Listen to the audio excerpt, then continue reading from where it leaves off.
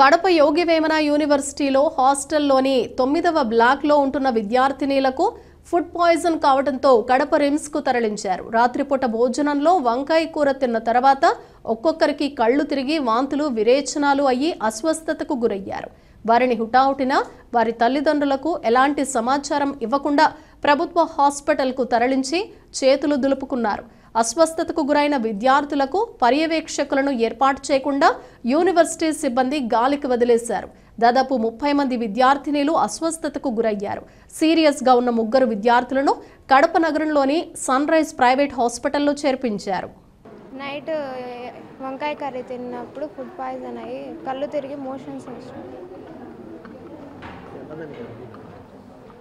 Present 13 members ఉన్నారు ఇక్కడే sun rise హాస్పిటల్లో. ఇంకా మిగతా వాళ్ళు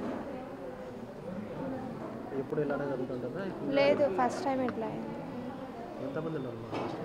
హాస్టల్లో 1200 688 24 మెంబర్స్ 20 మెంబర్స్కి ఏమో ఇదేంది.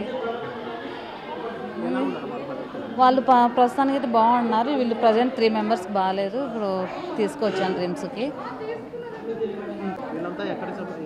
యోగి Vemana university ladies hostel. Yogi Vemana university ladies hostel.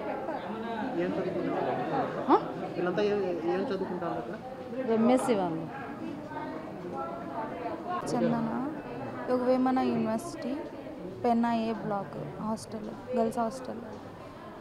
Night brinjal curry rasam తిన్న తర్వాతనే ఇట్లా ఫాస్ట్ ఫుడ్ ఏం తినలేదు. 10 మెంబర్స్ 11 మెంబర్స్ ఉన్నారు.